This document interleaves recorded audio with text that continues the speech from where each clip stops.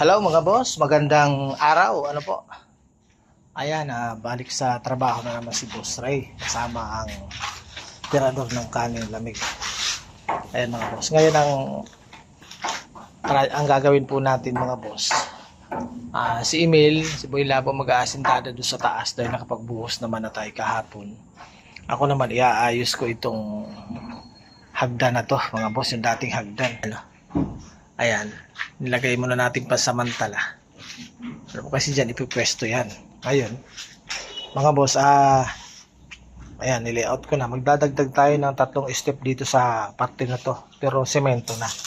Tapos bubuhusan natin ito. Mga boss. Ito, yung pinaka-landing niya. Ayan. Ano po?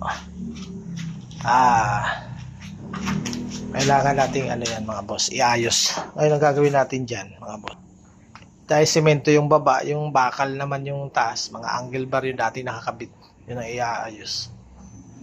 Yung preparasyon po natin mga boss, dito sa ibaba, yung preparasyon na kapag gusto nilang ipasemento yung hagdan na yan, kasi sabi ng may-ari, baka ipabato daw pagdating ng panahon, abangan na natin ng magandang mais-ayos na landing. Ano po?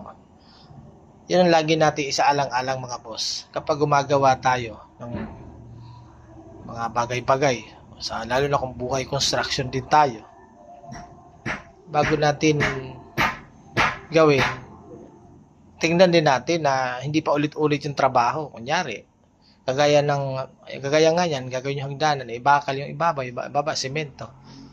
Dapat isipin natin paano ko ipasemento para hindi nagigibain, hindi doble gastos.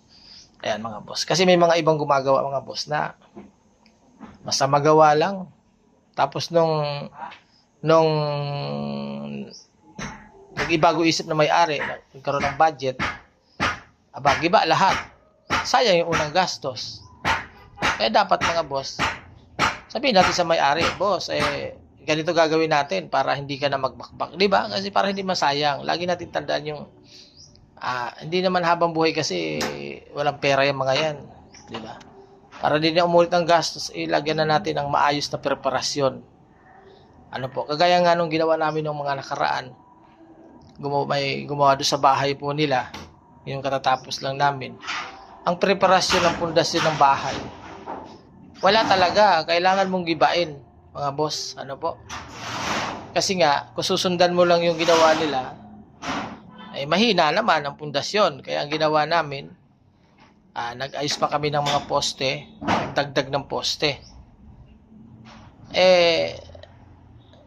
Sa amin mga boss, ako pag kami tumatrabaho, lagi namin iniisip yun. Maggagastos ka na lang din. Sabi ko sa may-ari, iayos na natin para magbago isip mo, di maayos na ang pundasyon ng bahay mo. Ganun lang po yun.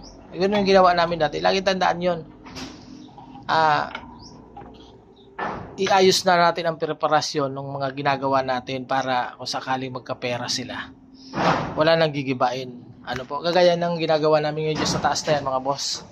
Ang preparasyon po namin dyan, kasi nga nagplano sila dyan na baka paislaban yung bubong, yung pinaka top. Pero ngayon, semento lang. Kaya ang gagawin namin preparasyon dyan,